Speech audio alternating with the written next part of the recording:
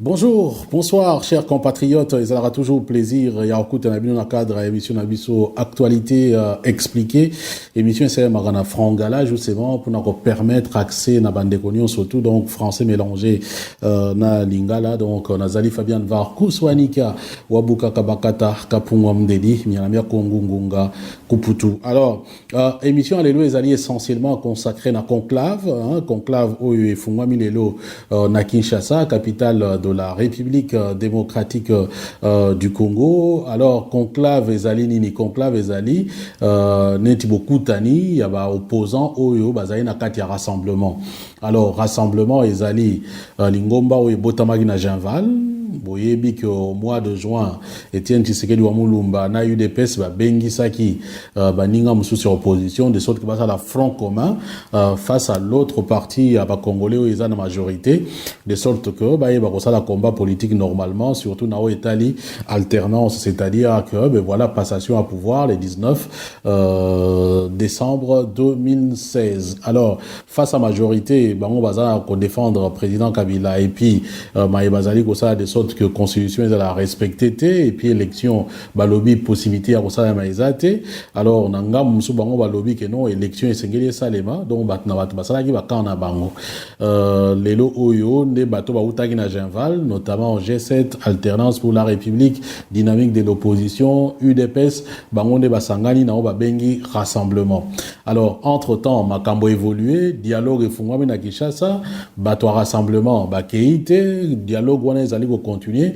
Alors bango pe basali conclave na bango pour basangana ba arrêter ba stratégie. Donc na minute on a la émission awa conclave na facilité. Donc déjà si bandi moyen appel sabino ba information nion surtout exacte parce que batebele bazo benganga naza no courant ya ba conclusion té mais na landi quand même par bande qu'on a vu sur place interposé début à manifestation wana donc on a eu ko sabino quelques informations na bateau bazali présent banani bazali té ainsi de suite batebele bazo benganga ba information na eu ko sabino par exemple objectif il y a conclave wana et puis voilà tu as peut-être moins ba conséquences mususu na o Italie bosale mi conclave wana na maimazali ko lekana cité de l'Union africaine comment par rapport il y a dialogue facilité par Edem Kodjo Ndenge en tout cas boyebi donc voilà un peu mais ba information pesa ebelé notamment en sortie il y a ministre français il y a affaires étrangères Jean-Marc Ayrault il y a lobby que non président Kabila Sengeli a respecté constitution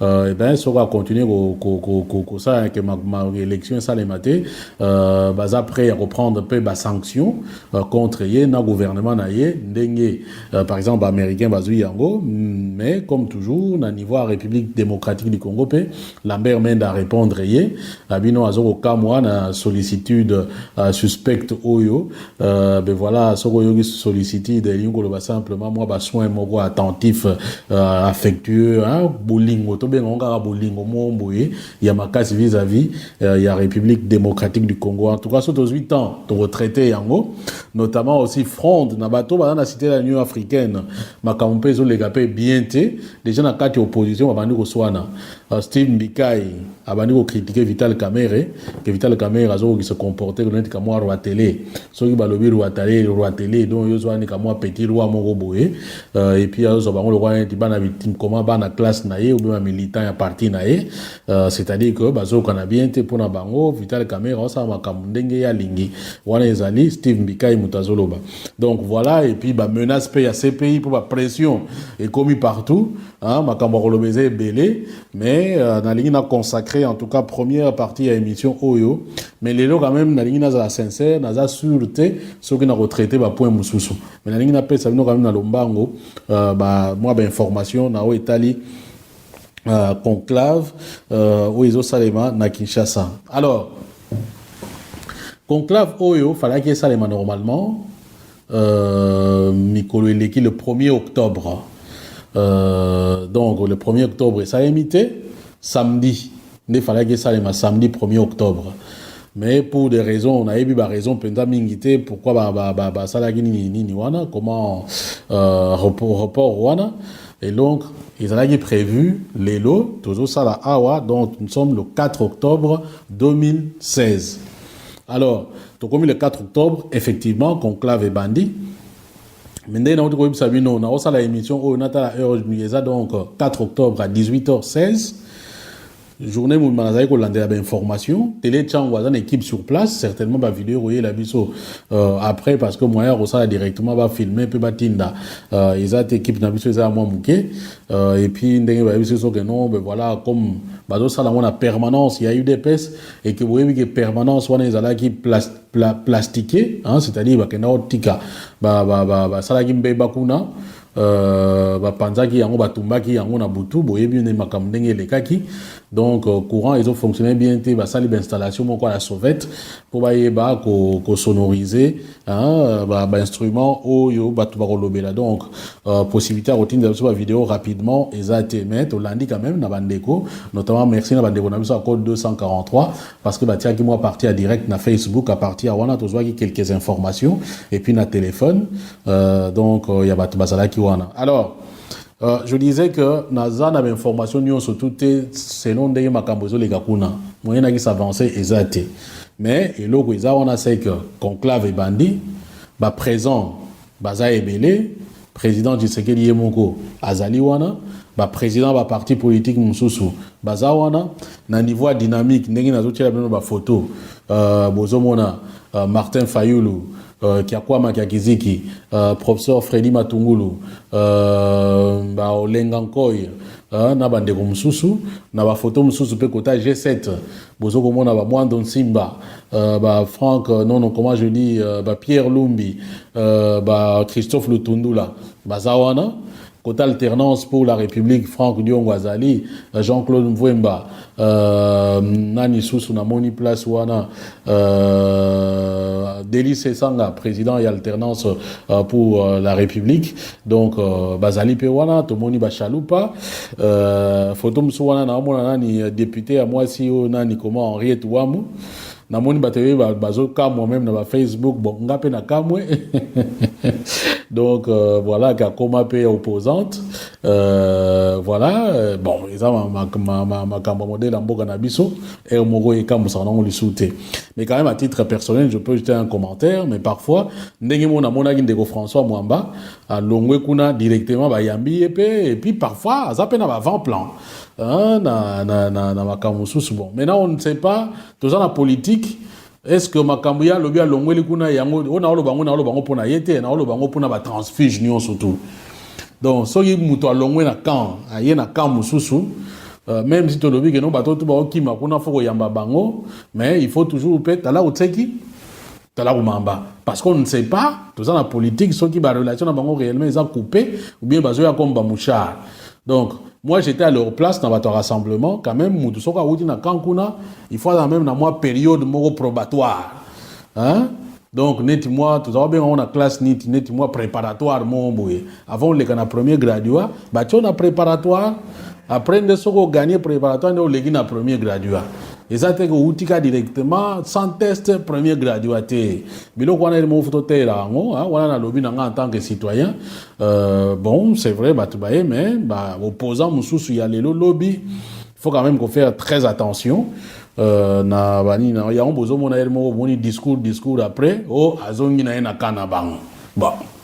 Biso toloba, tala uteki, tala kumamba, eza philosophie pour dire tout ça pour bandeko bele ba continuer retourner nga. Tala uteki, tala kumamba na beaucoup se boye ba no, zala vigilant, zala prudent, place wana. Pour eza proverbe en kisuku, tseki ezali mokili ndenge tolobaka opposé na mai na ebale. So okene ebale, ezala kana parti moko eza ebale, parti moko eza mokili. Hein? Donc to esobe, to zamba. Donc yango wana, de to bengi tseki. C'est-à-dire qu'il faut faire attention, peut-être que na mokili, nkoyi azali, to nyoka, ou bien soki ndenge nini, mais na mai pe, on ne sait jamais, ngando azali, bien nyoka msusu, tant on sait baleine pe, hein, ba place msusu pe, ba requin, baza. Donc il faut faire très attention, tant on sait ici, ou bois qui lis na mai, ou bois qui lis na mokili, yangwana, tala uteki, tala kumamba. En gros, zala prudent, en gros, sois vigilant, en gros, et kenge fait l'homme, en gros, bamsou balobi, hein? Yébela. Bon. Bon, et ça, explication à Tala Outsegi Tala Kumamba, et ça, Yangola. Donc, je disais, voilà, on a la question de ma présence, quelques ambassadeurs, mais il y avait aussi la présence remarquée à l'Église catholique, comme toujours par secrétaire général à Senko, la Ben Chole, à Yakiwana. Donc, pour nous représenter l'Église catholique, jeune à Philippe Bipé Bazawana, jeune à Loucha Pe Bazawana, mais au moment où je vous parle, na évité, ceux qui m'accambrisent les cas, Ndengeni qui a dit quoi, Lobin Ndengeni na yebina vraiment très très bien été. Alors, conclave Oyo, objectif nango ezanini en réalité. Na mega retourne na CCRI boboke na conclave on a bo lukanini en réalité objectif nango ezanini. Lobino objectif ya liboso ezali bango tout ba wangani te ba na posa dialogue. Tout le monde est pro dialogue. Mais dialogue sikoyo na modèle na yango ndekeseni. Ba musu ba lungi dialogue avec Kojo, ba musu ba lobi biso dialogue avec Kojo to okendete. Donc, objectif, il y a makasi, il y a conclave, il y a bateau rassemblement, ezali, comment faire pour bakoma, na obaso benga, vrai dialogue inclusif, oyo, batunyo surtout esengeli va participer pour que solution à malonga et monana, na crise politique oyo, ezali, na mboka. Mais, pour définir le vrai dialogue ou on a, et puis ndenge makambo esengeli les cas, esengeli donc, arrêter ba critères. Donc, na kati ya dialogue wana pour atteindre objectif wana et sengeli ba arrêter ba critères et puis ba mega rosola makambo ni sengeli position na bango ou sengeli baza nango en face de l'autre camp ezali nini. Déjà pour na bango il faut boye ba keno pour na bango bato yo baza na cité de l'Union africaine baza na camp moko. Ya on ebisa bino bato koto ngambo ya conclave to bana robenga bango bato alimité pour esa na limité bato alimité pe ezali camp. Donc, première conséquence, il y a conclave au Ezali qu'on consacré au babeni bipolarité, il y a scène politique congolaise. C'est-à-dire sur une bipolarité, donc Paul Moko, Paul Mimbaé, donc Paul les amis Mbalé. Alors, Paul, je vois qu'à le roi Sika, to place, to situation, voilà, ainsi de suite, to camp. Donc, sur la politique en tout cas, sur le lobby Paul, il y a camp. Donc, bipolaire, donc, comme il y a camp Mimbalé. Quand il y a cité de l'OUA, na camp il y a limité. Donc voilà.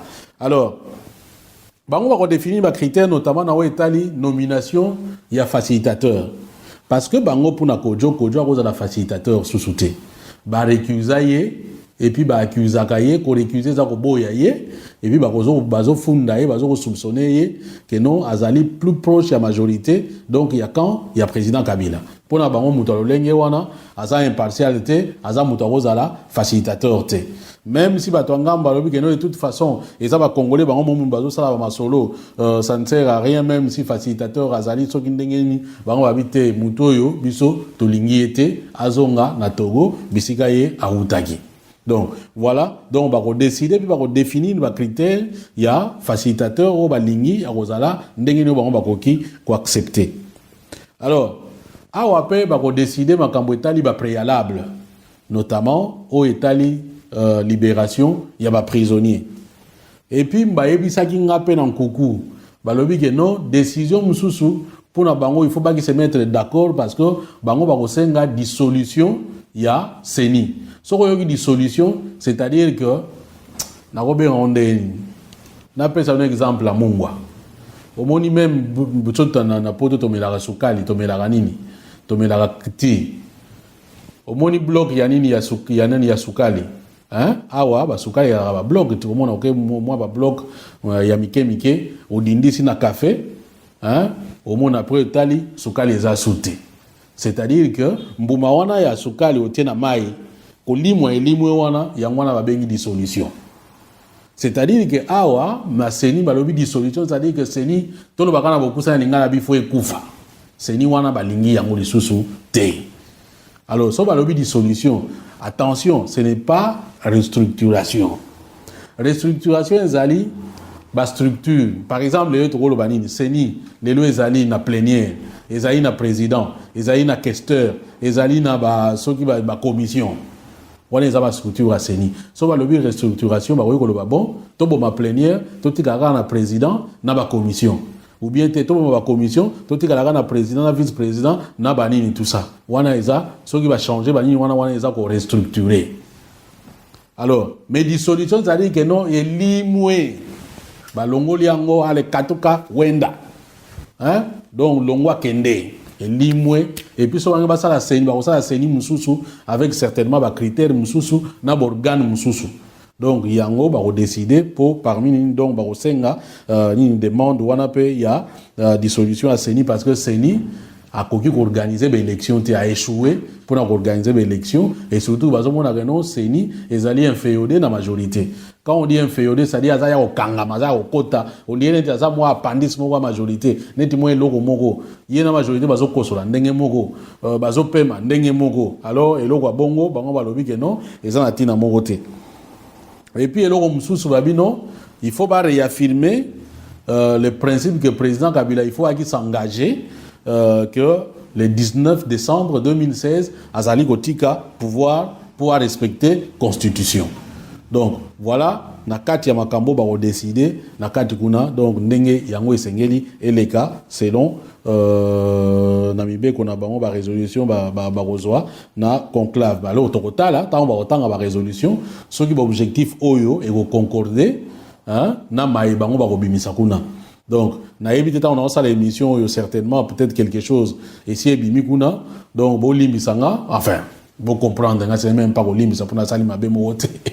Donc, pour comprendre, on ne peut pas être à la fois au four et au moulin. Donc, on a zappé devant ordinateur nanga misu toujours na inata la tam sous décision mo ko ikuna de sorte que na yeba ko proposer bino information mais jusque là en tout cas na zuna nous et lo mogoté. Donc voilà mais il y a un élément quand même important. Na yeba sakabino que on ne peut pas dissocier, on ne peut pas associer processus électoral na mandat à président. Processus électoral les alliés loko mususu donc makambo élection les alliés loko mususu na bandeli yango élection ko yiko salema même avec n'importe qui. Problème mandat à président Kabila les alliés constitution mutazo ko pekisa ye akoyi ko continuer les sous te mandat na yeza verrouillé so ba lobi verrouillé c'est dire ki ba kangi fongola ba baloli fongola donc ba kangi mutu ko ya fongola te. Voilà. Mutakoyi ya formulate. Donc verrouillé eza yangwana. Alors awa balobi pe clairement opposition même au rassemblement. Bazali conscient que élection ko salema sikoyote. Pour mutu moko atunanga bi mais opposition on bazo ko insister toujours mais bango ba yebi na pourquoi ba lo na population vérité te. Mais attention. Dans le combat politique les gens batenaka na ba position na bango. Même ayebi ko salema te. Si cette position met en difficulté l'adversaire politique, bah on continue niniwana. Regardez par exemple la ligne Tshisekedi.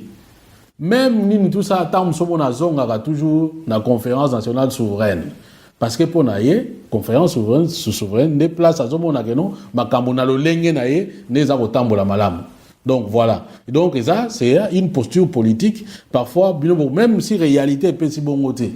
Ici par exemple bango moko na otoko bango bazali conscient que élection n'a pas délai constitutionnel et que ça il m'a les sauter.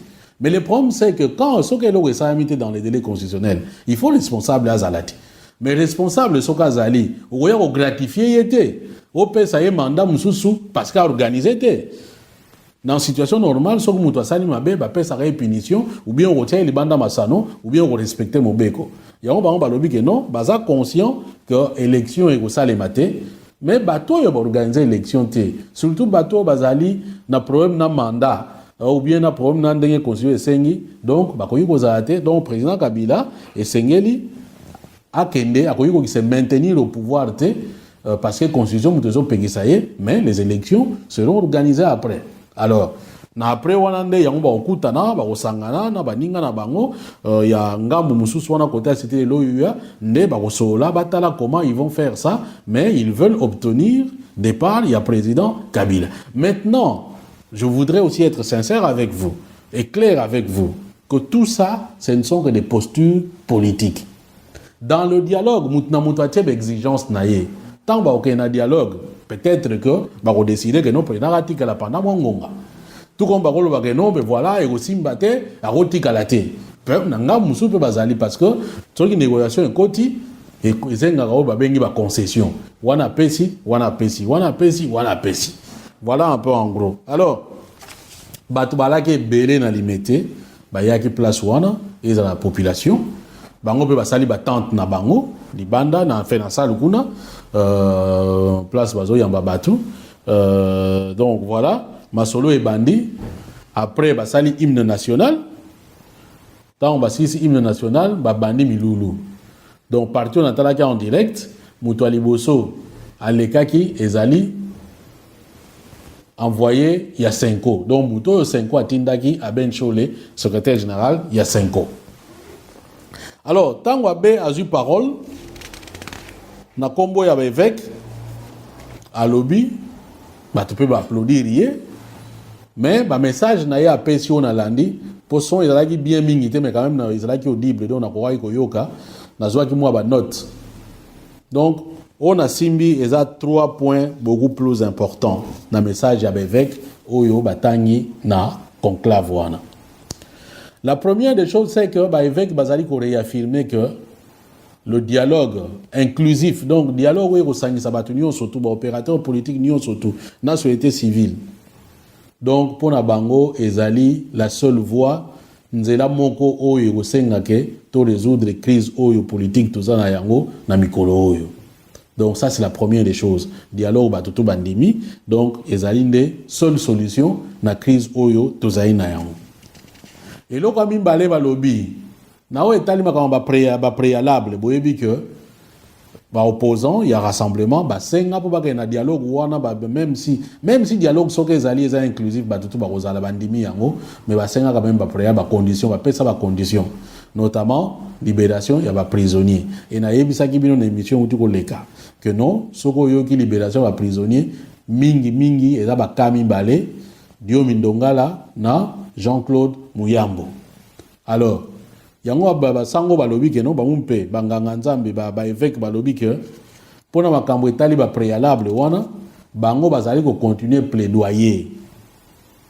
Donc soko yoki plaidoyer lingo loba neti to bango ko ba continuer ko sa ba démarche et pas ya gouvernement de sorte que batuana ba libérer bango bazo continuer ko sa ba démarche mais en même temps ba bakisi ba yebisi be bato rassemblement kasi ba préalable wana ba condition opposaki wana ezala blocage te pona dialogue ya solo ekoka kosalema donc ba sengi bango pe yango yoki balobaki na message na tangelaki bino na émission il y a le 3 octobre si je ne m'abuse ouais il y a l'émission le 3 que balobaki na passage moko sans pour autant encourager l'impunité ou l'injustice. Bamo ils ont un sens nango. L'impunité ezali que parce que bato majorité bazo considérer bato na ba commettre ba crime, ceux qui ba tiki bango, ils ont bazo encourager impunité. L'injustice bato ya opposition bazo kanzino bato na ba kanga bango injustement. Donc ceux qui ba tiki bango, ils ont quoi neti que ceux qui ba garder bango, ils ont ba osa bango injustice. Donc moni ba yaona biso bazo boa kuna ba sango ba boaki kuna babi sans encourager le comment l'impunité et l'injustice. Donc yango pe ba yebisi ba opposition que pona bango kuna tozo sala pe fort ba libérer batouana kasi pa na bino pe ba préalable et constituer blocage te poto que na dialogue à solo parce que mboka ezali na situation malamu te babagisi l'heure est grave. Et ici, je vais faire un commentaire personnel. Na battu à rassemblement paix. Il est vrai que la situation Mboka Ndengezalelo, ezali au-delà, il y a ma vie, il y a 2 personnes. Et ça peut problème à l'Iwate, ezali ka problème à libération. Et d'ailleurs, le dialogue, le vrai dialogue Bozoko Senga, Soke Salemi, ça ne prendra pas beaucoup de temps. On devrait arriver à trouver des solutions. C'est-à-dire que peut-être dans 1 semaine, dans 2 semaines, surtout il y a l'Union africaine, donc dans 2 semaines, et qu'on boucler ma solo. Ce qui veut dire que dans 2 semaines, on peut prendre d'autres décisions par rapport à Bato dans la prison. Dans 2 semaines, tu évites que est-ce que bon, ils ont ma kamwanzambe. Mais nous savons en situation normale, Dieu m'y recoufate, Mouyambope a recoufate. Et ceux qui boké boyokani, admettons pour ça le gouvernement, parce que ça aboutira par là. Et ça va former une tout bourgeois. Tout la vérité dans la population. Former une tout bourgeois, il y a quoi aboutir dans le gouvernement, il y a transition. Avec ou sans Joseph Kabila. Ça, c'est une évidence. Et que ceux qui boyokani, bino bato rassemblement, bourgeois peut poste. Mais tant que bourgeois poste, bon libérer quand va dire mindonga na bani ni problème exact. Mais ceux qui moyen qu'on soit solution les alliés, on ne va pas prendre tout un pays en otage pour deux cas. Alors c'est que wanape, pour ça il a bino tala utseki, tala umamba. Ceux qui ont continué bon. Donc s'il y a des possibilités d'aller à un vrai dialogue pour éviter des pertes en vies humaines, parce que c'est là où nous allons. Ceux qui solution est monanité awa, till le 19 décembre, côté qu'on a bamsou bazoko menacé. En même temps, les autres fonds sont en train de faire des pressions. La réponse n'a pas été. Donc, et puis, dans tout le série, on a vu, mes relations entre les respecter la Constitution, na chaos. Voilà. Bamboka Moussoussou, qu'on respecte la Constitution, au contraire, c'est la façon d'éviter le chaos. Tout ça, mon bégo, chaos, est raté.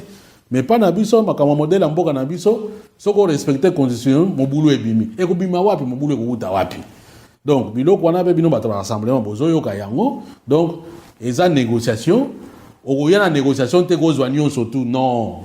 Quand on négocie, on cède quelques parties, surtout.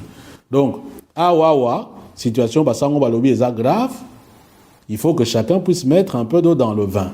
Et moi, j'ajoute comme commentaire, ceux qui réellement ont un problème, mais allez-y. Le jour où vous allez trouver solution, on va les libérer. Je trouve ça simple qu'il y a reprendre, voilà, ma kamunengezo kenelelo et tout ça, et ezali malamu mingite. Donc voilà, et puis basango, basuki si ebisi bango, ebisi bato rassemblement, boye balobi que non, lancer appel na rassemblement, abi non, kende na dialogue,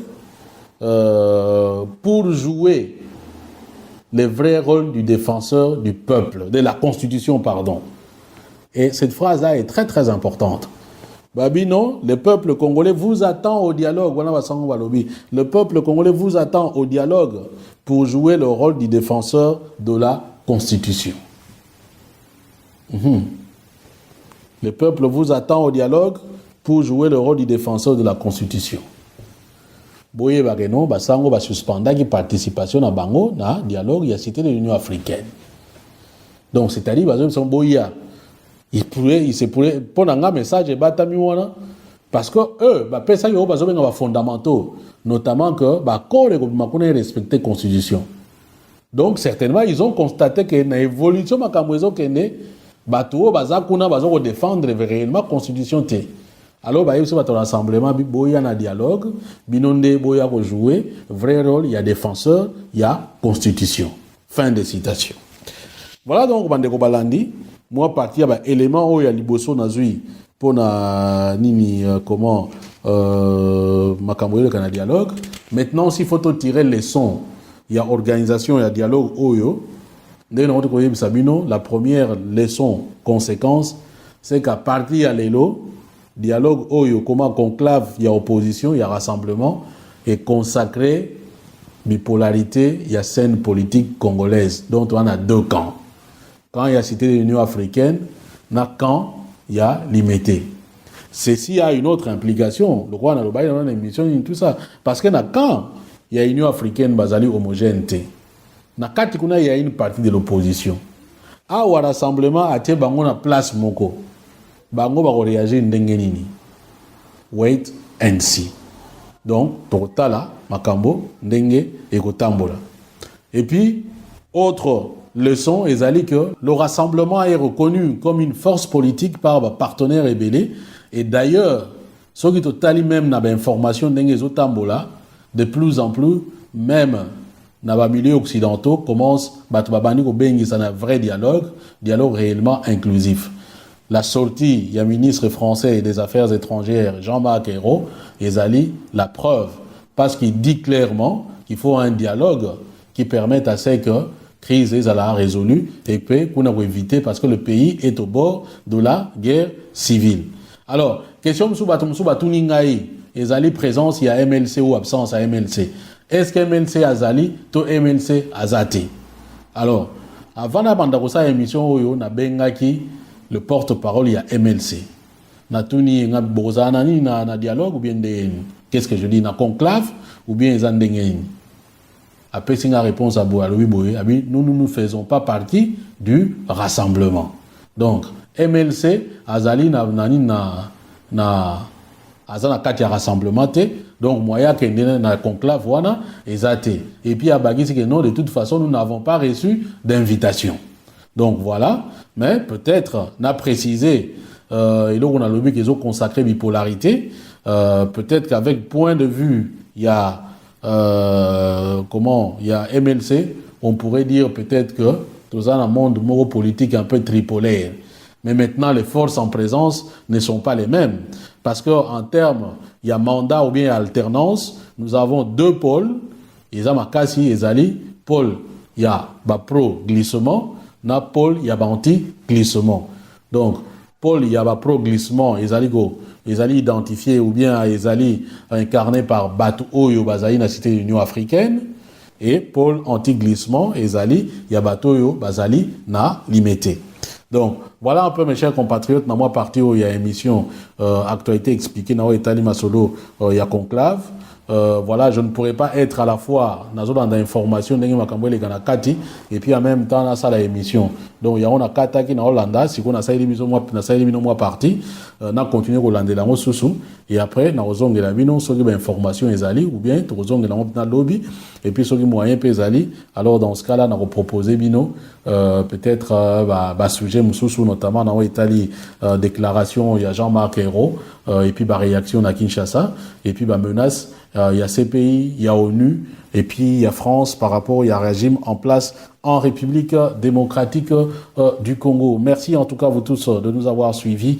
Peace and love frères, ainsi soit-il, et ce qui est dit est dit. Tala Utseki, Tala Kumamba.